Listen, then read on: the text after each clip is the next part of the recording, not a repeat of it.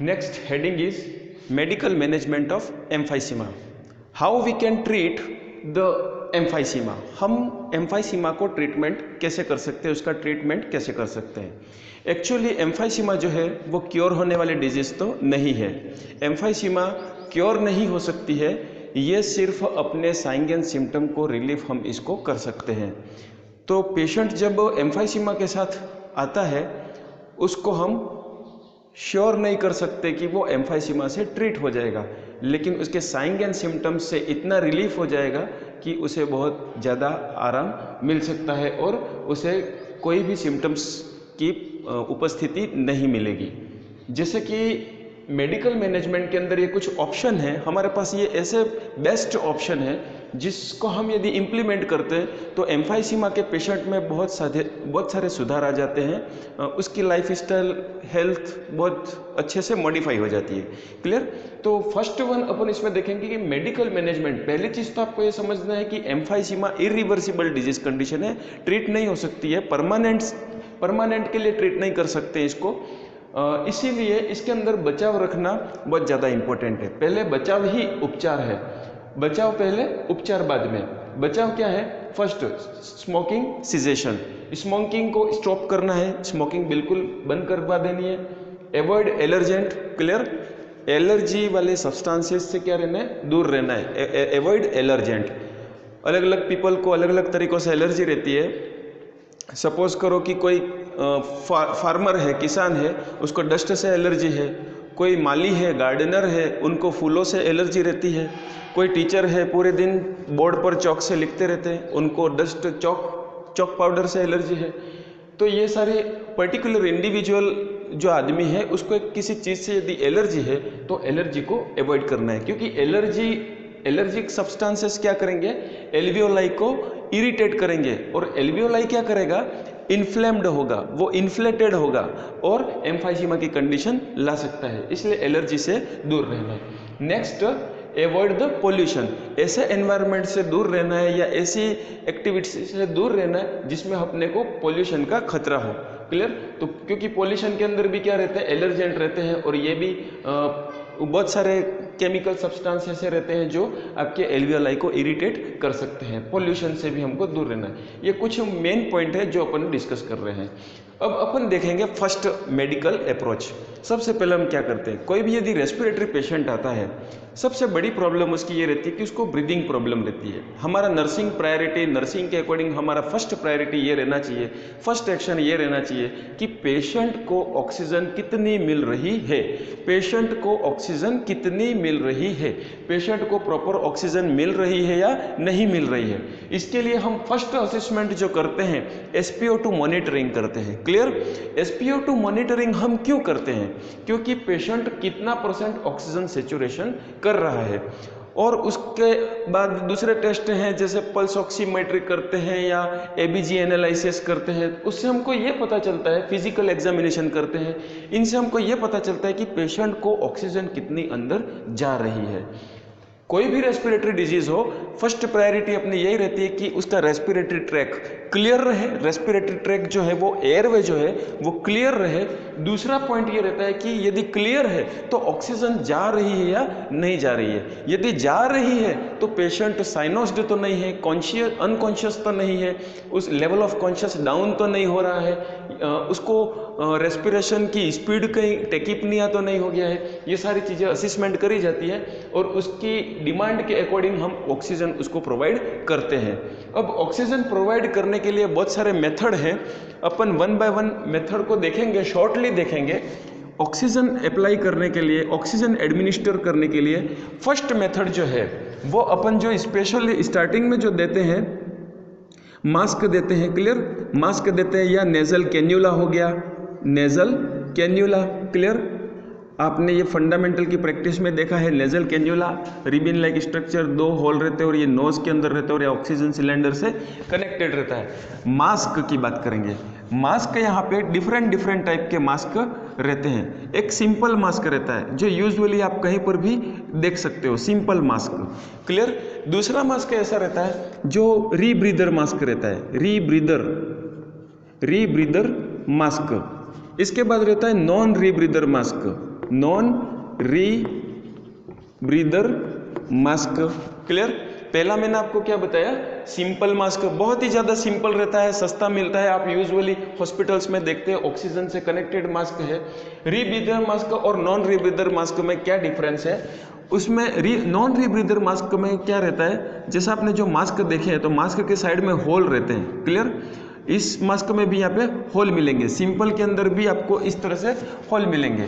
तो non rebreather mask का मैं आपको बहुत शॉर्ट में बताऊंगा, अपन जब कॉम्पिटिटिव एग्जाम्स की क्लासेस लेंगे, डिस्कस करेंगे, उस समय इसको डिटेल में जाएंगे, स्पेशली प्रैक्टिकल फोकस से जब क्लासेस पढ़ेंगे तो इसको डिटेल में जाएंगे। अभी नॉन रीब्रीदर का मतलब ये है कि आप यदि सांस अंदर लेते हो, यहाँ पे एक वॉल्व, ऐसा वॉल्व रहता है कि ये अंदर की सांस को क्या करता है, बाहर निकालता है, मतलब ये वन वे रहता है।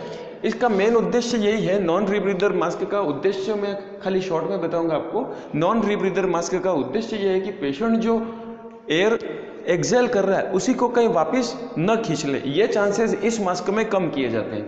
ठीक है? जो हम सांस ले रहे हैं और जो छोड़ रहे हैं उसी सांस को वापस न ले लें, या उस सांस को हम बहुत कम ही ले पाए, पूरी न ले पाए, ये चीज़ को क्लियर करने के लिए नॉन रीब्रीदर, डिटेल हम इसको बाद में देखेंगे।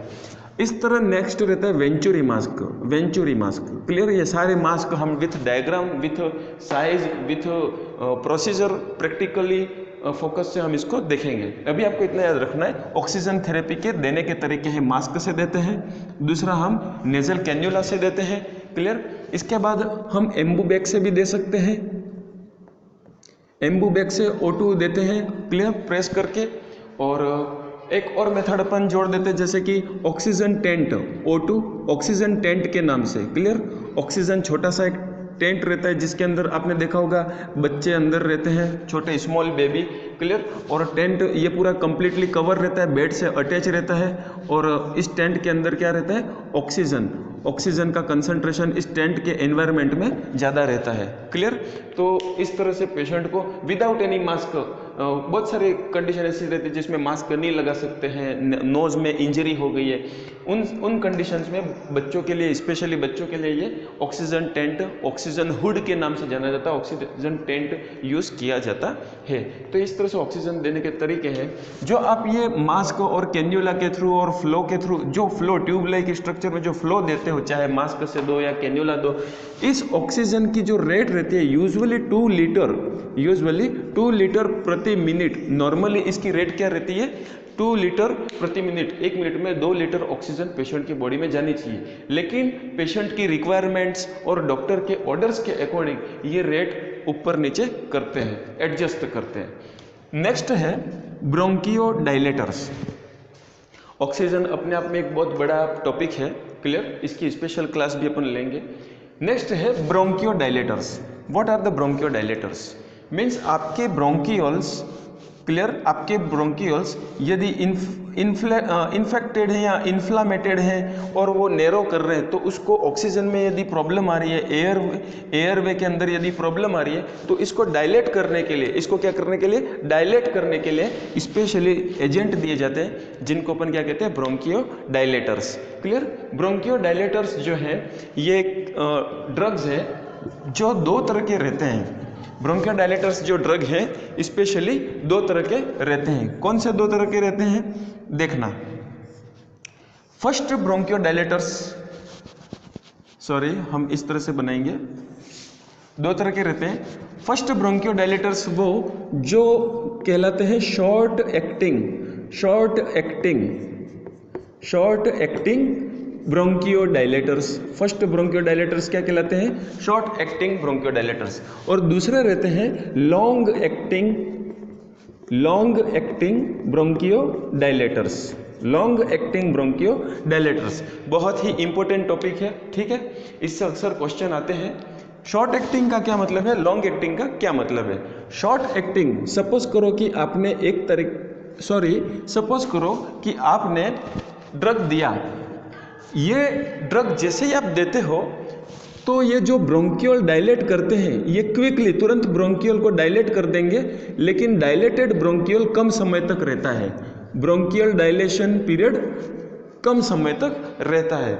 मीन्स ऐसी मेडिसिन्स जिनको देने से एक्शन तो क्विकली आ जाए, एक्शन तो तुरंत आ जाए, एक्शन तो बहुत जल्दी आ जाए, ठीक है, ऐसा ड्रग आप दो कि एक्शन तो जल्दी आ जाए, लेकिन वो एक्शन क्या रहता है, छोटे समय तक, कम समय तक ही इफेक्टिव रहता है, ठीक है। ऐसी मेडिसिन जो अपना असर तो जल्दी दिखाती है लेकिन कम समय तक ही अपना असर मेंटेन कर पाती है, इन तरह की मेडिसिन को अपन कहते हैं शॉर्ट एक्टिंग ड्रग्स। क्लियर?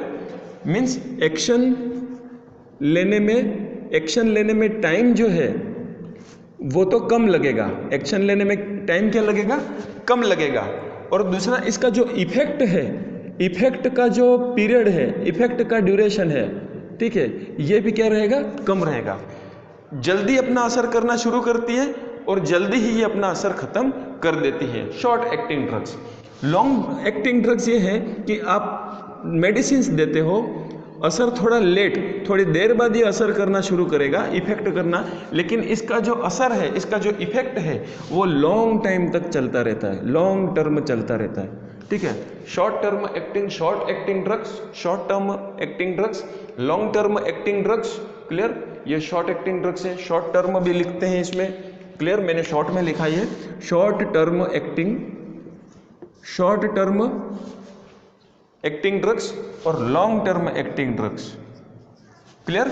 इनका इफेक्ट शॉर्ट टर्म के लिए चलता है, छोटे समय के लिए चलता है, और इनका इफेक्ट आने में थोड़ा टाइम तो लगता है, लेकिन जो इफेक्ट आएगा ये इफेक्ट लंबे समय तक चलेगा। यहाँ पे इफेक्ट इतना चला। इसको अपन ब्रोंकियोडायलेटर मेडिसिन के साथ जोड़ते हैं कि कैसे, कि शॉर्ट एक्टिंग ड्रग्स जो हैं, शॉर्ट एक्टिंग ड्रग्स जो है, इसका एग्जाम्पल हम लिखेंगे। फर्स्ट है एल्ब्यूटेरॉल। समझना, हम एग्जाम्पल के साथ और डिफरेंस को क्लियर करेंगे। एल्ब्यूटेरॉल, और दूसरा एग्जाम्पल है theophylline. Clear? Albuterol and theophylline are the bronchodilators. Albuterol and theophylline are the bronchodilators and these are the short term acting bronchodilators. ये क्या है? short term acting bronchodilators। और long term acting bronchodilators के example हैं साल्मेटेरॉल और दूसरा example है फॉर्मेटेरॉल। Clear? हमने दो एग्जाम्पल लिए हैं दोनों के। ये मेडिसिन ऐसी है जो शॉर्ट टर्म एक्टिंग ड्रग्स है, ये मेडिसिन ऐसी है जो लॉन्ग टर्म एक्टिंग ड्रग्स है। ये मेडिसिन देने से ब्रोंकियल डायलेट तुरंत हो जाएंगे, ये मेडिसिन देने से ब्रोंकियल्स जो हैं वो डायलेट तुरंत हो जाएंगे, पेशेंट को आराम मिलना शुरू हो जाएगा। लेकिन जो ब्रोंकियल डायलेट हुए हैं वो कम समय के लिए ही डायलेट हुए हैं, नेक्स्ट टाइम फिर इनको सेकेंड डोज देने की जरूरत पड़ती है, और उनके जो ब्रोंकियल डायलेटर है कम समय तक रहते हैं और कम समय तक ही उसको पेशेंट को आराम मिलता है। लेकिन लॉन्ग टर्म एक्टिंग्स में क्या रहता है, आपने ये साल्मेटेरॉल यदि फॉर्मेटेरॉल दिए हैं, साल्मेटेरॉल या फॉर्मेटेरॉल देने से क्या होगा, ब्रोंकियल डायलेट होने में कुछ घंटों का टाइम लग सकता है। क्लियर? ब्रोंकियल्स डायलेट होने में कुछ घंटों का टाइम तो लग सकता है, लेकिन ये ब्रोंकियल डायलेट जो है वो एटलीस्ट कम से कम 12 आवर्स तक डायलेटेड रहते हैं। 12 आवर्स तक क्या रहते हैं? इफेक्टिव रहते हैं, या ब्रोंकियल्स को डायलेटेड करके रखते हैं। इफेक्टिव का मतलब ब्रोंकियोडायलेटर है तो इफेक्टिव का मतलब यहाँ पे क्या होगा, ब्रोंकियल्स को 12 आवर्स तक dilate, bronchioles are dilated for the 12 hours, 12 घंटों के लिए कम से कम डायलेट करके रखते हैं। तो ये लंबे समय तक ब्रोंकियल्स को डायलेट करके रख रहे हैं। क्लियर? मैं इसको हटाऊंगा, आप स्क्रीनशॉट ले लो। Next, steroid. What are the steroids? Steroid क्या है? स्टेरॉइड्स क्या है? क्लियर? अब हम समझेंगे कि स्टेरॉइड्स जो है वो एक तरह से इन्फ्लामेशन को कम करने वाले ड्रग्स हैं, इन्फ्लामेशन से रिलीफ देने के लिए यूज किए जाते हैं। क्लियर? स्टेरॉइड्स जो हैं are used to reduce the inflammation. Clear? और इन्फ्लामेशन ऐसे डिजीज कंडीशंस जैसे कि पेशेंट को पहले कभी ब्रोंकाइटिस हुआ, ठीक है, पेशेंट को पहले कभी क्या ब्रोंकाइटिस हुआ था या अस्थमा हुआ, तो ये चीज़ें क्या हैं, ये इन्फ्लामेशन का एग्जाम्पल है। ये क्या है, इन्फ्लामेशन का एग्जाम्पल है। और यदि पेशेंट को ब्रोंकाइटिस हुआ है, अस्थमा हुआ है और इस कारण से यदि एम्फाइसीमा हुआ है, ठीक है, पेशेंट को एक छोटा सा अपन एग्जाम्पल ले रहे हैं कि यदि कोई पेशेंट है, उसको पहले ब्रोंकाइटिस की हिस्ट्री है या अस्थमा भी है, कोई एक डिजीज है, ठीक है, तो इस तरह की जो डिजीज है, इसका मतलब हम समझ सकते हैं कि पेशेंट को क्या है, इन्फ्लामेशन है, और इन्फ्लामेशन के होते हुए उसको क्या हो गया है, एम्फाइसीमा हो गया है। क्लियर। तो ऐसा एम्फाइसीमा जो इन्फ्लामेशन के कारण से हो रहा है, या ऐसी डिजीज कंडीशन जिसके अंदर इन्फ्लामेशन हो रहा है और उसके कारण से फिर इरिटेशन, कफ, म्यूकस प्रोडक्शन, ठीक है, इस तरह के जो सिम्टम्स आने को मिलते हैं, देखने को मिलते हैं, तो ये सिम्टम्स किसके द्वारा ट्रीटेड किया जाएंगे, स्टेरॉइड्स के द्वारा। क्लियर। स्टेरॉइड्स का एग्जांपल है कॉर्टिकोस्टेरॉइड्स। आपने इंजेक्शन कॉर्टिकोस्टेरॉइड के नाम से इंजेक्शन देखा होगा। क्लियर। इंजेक्शन कॉर्टिकोस्टेरॉइड, ये गवर्नमेंट हॉस्पिटल्स में आप देख सकते हो, कंटेंट नेम से ही मिलता है। क्लियर। कॉर्टिकोस्टेरॉइड, तो कॉर्टिकोस्टेरॉइड्स क्या है, एक तरह से एंटी इन्फ्लामेटरी ड्रग्स है, और इन्फ्लामेशन से यदि एम्फाइसीमा होता है या एम्फाइसीमा वाले पेशेंट में इन्फ्लामेशन यदि प्रेजेंट है, तो इन्फ्लामेशन को कम करने के लिए एंटी इन्फ्लामेटरी स्टेरॉइड्स दिए जाते हैं। ठीक है। और नेक्स्ट लेंगे antibiotics. What are the antibiotics. Clear. कौन सी एंटीबायोटिक यूज करी जाती है, तो स्पेशली रेस्पिरेटरी जो इन्फेक्शन होते हैं, रेस्पिरेटरी इन्फेक्शन के अंदर स्पेशली एक मोस्ट कॉमनली ड्रग यूज किया जाता है एमोक्सिसिलिन। क्लियर। एमोक्सिसिलिन। और यदि कुछ बैक्टीरिया ऐसे रहते हैं, कुछ टाइप के बैक्टीरिया ऐसे रहते हैं जो एमोक्सिसिलिन को किल कर देते हैं या उसको फेल कर देते हैं, तो हम क्या देते हैं, एमोक्सिसिलिन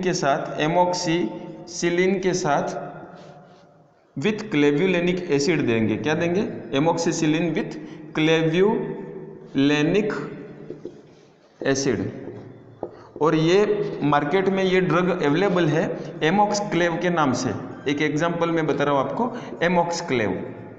एमोक्सिसिलिन भी है इसमें और क्लेव्युलेनिक एसिड भी है। इंजेक्शन के फॉर्म में भी मिलता है। क्लियर। इंजेक्शन के फॉर्म में मिलता है और टेबलेट के फॉर्म में भी मिलता है। ये आपको नोट्स के अंदर पॉइंट आउट कर लेना है, पॉइंट बना देने ये सारी चीज़ें। ठीक है। एंटीबायोटिक का बेस्ट एग्जांपल एमोक्सिसिलिन। क्लियर। और यदि ये काफ़ी नहीं है, बैक्टीरिया या इन्फेक्शन इसके ऊपर भारी पड़ रहा है, तो आपको एमोक्सिसिलिन के साथ क्लेव्युलेनिक एसिड भी आप देख सकते हैं प्रिस्क्रिप्शन के अंदर। नेक्स्ट है breathing techniques. Breathing techniques, what is the breathing techniques. Patient को आप ऐसे ब्रीदिंग की प्रैक्टिस करवाएं, ठीक है, कि उसे एम्फाइसीमा के सिम्टम से रिलीफ मिले। जैसे कि फर्स्ट ब्रीदिंग टेक्निक आपकी जो है वो स्पायरोमेट्री। मैंने स्पायरोमीटर को आपके सामने डायग्राम बताया था। इस तरह से स्पायरोमीटर रहता है और ट्यूब रहती है, और पेशेंट जो है इसके अंदर एयर इन्फ्लेट करता है। ठीक है। पेशेंट एयर इन्फ्लेट करेगा या इनहेल करेगा, तो यहाँ की जो बॉल्स हैं ये मूवमेंट करती है। तो ये एक तरह से क्या होता है कि पेशेंट अपनी कैपेसिटी को बढ़ाता है। यदि ये एयर को पुश करेगा और एयर को खींचेगा, तो इसको ये पेशेंट अपने इम्प्रूवमेंट को भी चेक कर सकता है। क्लियर। कि कितनी बॉल्स को वो मूवमेंट दे पा रहा है। दूसरा ये कि उसके लंग्स की जो कैपेसिटी है, इसको प्ले करने के लिए, इसको ऑपरेट करने के लिए, इस इंस्ट्रूमेंट को ऑपरेट करने के लिए या प्ले करने के लिए लंग्स को थोड़ी एक्सरसाइज करनी पड़ती है। तो लंग्स जो है अपनी कैपेसिटी बढ़ाते हैं। डीप ब्रीदिंग को ये स्टिमुलेट करता है। स्पायरोमेट्री जो है एक तरह से ये डायग्नोसिस के लिए भी काम आता है। ठीक है। मैंने आपको बताया था लंग फंक्शन टेस्ट में काम आता है। दूसरा थेराप्यूटिक में भी काम आता है, ट्रीटमेंट के लिए भी ये एक्सरसाइज इंप्रूवमेंट के लिए काम आता है। नेक्स्ट अपन लेंगे इसी के अंदर ब्रीदिंग टेक्निक्स में दूसरा रहता है प्राणायाम, जिसको आप डीप ब्रीदिंग टेक्निक बोलते हो। Deep breathe. ठीक है। डीप ब्रीद, आपने सांस ली, कुछ सेकंड्स के लिए आपने होल्ड करी, होल्ड, ठीक है, होल्ड फॉर 6 सेकेंड, ठीक है। आपने इनहेलेशन किया, क्लियर, ब्रीथ को क्या किया, इनहेल किया, होल्ड किया, और होल्ड करने के बाद वापस क्या कर दिया, एक्सहेल कर दिया, तो इसकी कैपेसिटी बढ़ेगी, इंप्रूवमेंट आएगा, ठीक है। इसको हम डायफ्रामेटिक ब्रीदिंग भी बोलते हैं। नेक्स्ट है पोस्चुरल ड्रेनेज। पोस्चुरल ड्रेनेज क्या है? पोस्चुरल ड्रेनेज मीन्स ये है कि आपके लंग्स हैं, ठीक है, पेशेंट के इस लंग्स के अंदर डिफरेंट लोब रहते हैं, और जो ब्रांचेस रहती हैं वो अलग अलग दिशाओं में रहती हैं, क्लियर।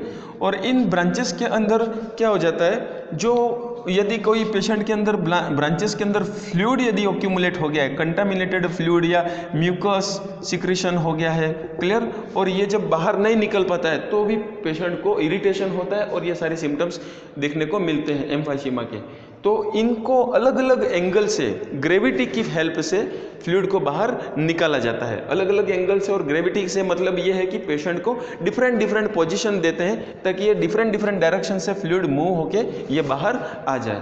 तो ड्रेन आउट करने के लिए, म्यूकस को, सिक्रीशन को ड्रेन आउट करने के लिए हम डिफरेंट पोजीशन देते हैं।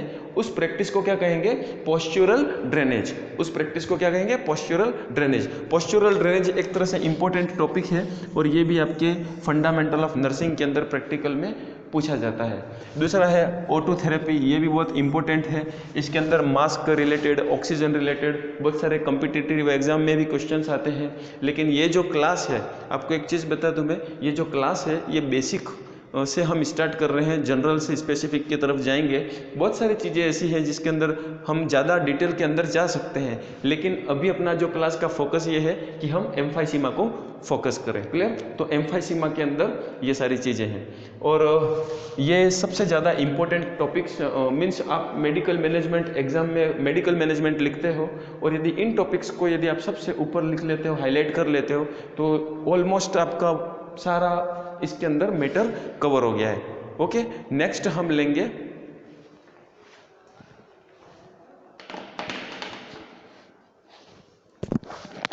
नेक्स्ट टॉपिक हमारा है surgical management. Surgical management of the emphysema. Lung volume reduction surgery, bullectomy और लंग ट्रांसप्लांटेशन, तीन बड़ी बड़ी जो है अपन सर्जरी देखी जाती है सर्जिकल मैनेजमेंट। लेकिन सबसे पहले ये ध्यान रखना है कि मेडिकल मैनेजमेंट हमने जो अप्लाई किया, हमने मेडिकल मैनेजमेंट में क्या किया? फर्स्ट ऑक्सीजन एडमिनिस्टर करी, ब्रोंकियोडायलेटर्स दिए, स्टेरॉइड्स दिए, एंटीबायोटिक्स दिए, ठीक है, पोस्चुरल ड्रेनेज हमने किया, ब्रीदिंग टेक्निक अपन ने यूज करी। ये सारे ट्रीटमेंट मेडिकल मैनेजमेंट करने के बाद यदि पेशेंट के साइन एंड सिम्टम्स बढ़ते रहते हैं या उसमें कोई रिलीफ नहीं मिलता है, तो लास्ट अप्रोच हमारे पास बचती है surgical management, clear. Medical management से भी एम्फाइसीमा को ट्रीट नहीं कर सकते, साइन एंड सिम्टम को रिलीफ करके पेशेंट को कंफर्ट दे सकते हैं, और यदि सिम्टम्स उसके बाद भी बढ़ रहे हैं, ज़्यादा टिश्यू प्रोग्रेस में आ गए हैं, ज़्यादा टिश्यू इन्वॉल्व हो गए हैं, बहुत ही ज़्यादा टिश्यू इन्वॉल्व हो गए, सारी कैपिलरी सारा जो अपना एयर सेक है, एल्वियोलाई है, लगभग ऑलमोस्ट लंग्स के बड़े बड़े टिश्यू, पूरा लोब उसके अंदर इन्वॉल्व हो गया है एम्फाइसीमा में, तो हम सर्जिकल मैनेजमेंट का उपयोग करते हैं। इसके अंदर फर्स्ट हम लेंगे लंग वॉल्यूम रिडक्शन सर्जरी, ठीक है। मैं दोनों का डिफरेंस एक साथ बता देता हूं। लंग वॉल्यूम रिडक्शन सर्जरी और बुलेक्टोमी में क्या डिफरेंस है? पहला question, lung volume reduction surgery, lung volume reduction surgery और बुलेक्टोमी में क्या डिफरेंस है?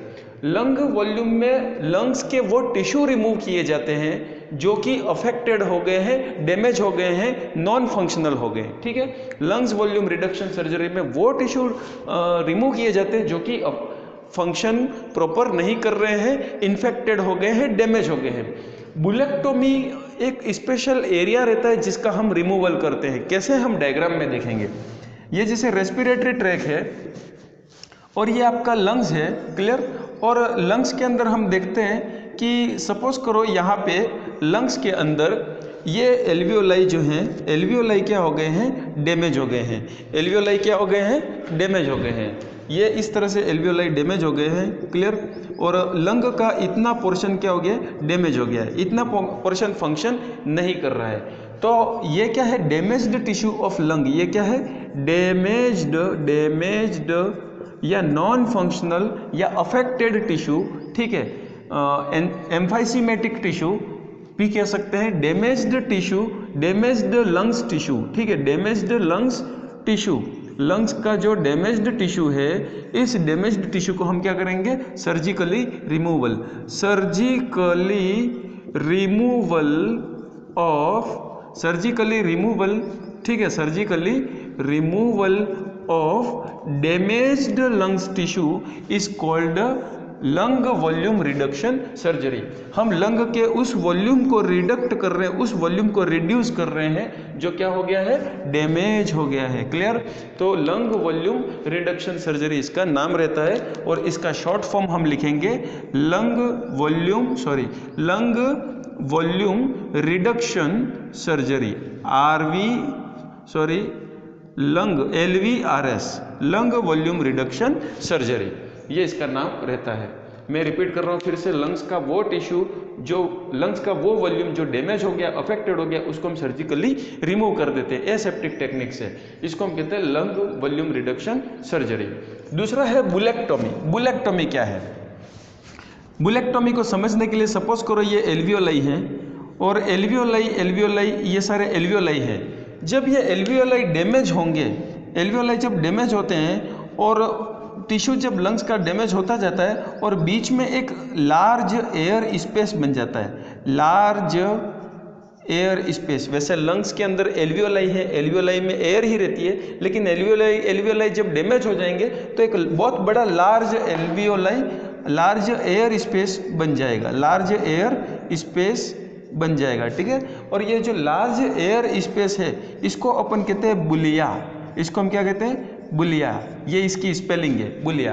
तो removal of the bullae, surgically removal of the bullae is called removal of bullae, surgically removal of bullae is called bullectomy, ठीक है। Surgically removal of bullae is called bullectomy, surgically removal of the damaged lungs tissue को remove कर रहे हैं या air space को हम remove कर रहे हैं, तो इसको हम बुलेक्टोमी कहेंगे। और लंग्स ट्रांसप्लांटेशन, यदि हेल्दी पर्सन अपना लंग डोनेट करना चाहता है, ठीक है, या अपन कह सकते हैं कि जो डेड बॉडी रहती है, हेल्दी पर्सन की डेड हुई है और लंग उसके लाइव है डोनेट करने जैसे, या टिश्यू, ऐसे डोनर्स अवेलेबल रहते हैं जो अपने लंग टिश्यू, जो अपने फैमिली मेम्बर्स को और टिश्यू मैचिंग उसकी हो जाए, तो वो डोनर्स जो है वो उनको डोनेट कर सकते हैं। और ये बड़े हॉस्पिटल्स में किया जाता है, बड़ी सर्जरी है, बहुत रेयर केसेस होते हैं, क्योंकि यहाँ तक पेशेंट आते आते बहुत सीवियर हो जाता है, इसके अंदर उसका इम्प्रूवमेंट आ जाना चाहिए, अदरवाइज इसके बाद तो मोर्टेलिटी रेट बहुत ज़्यादा रहती है, पेशेंट बहुत कम सर्वाइव कर पाते हैं, अदर कॉम्प्लिकेशन भी क्रिएट होते हैं। तो इस तरह से 3 सर्जरी का नाम याद रखना है, LVRS, बुलेक्टोमी और लंग ट्रांसप्लांटेशन, ये 3 इंपॉर्टेंट है, ठीक है, सर्जिकल मैनेजमेंट।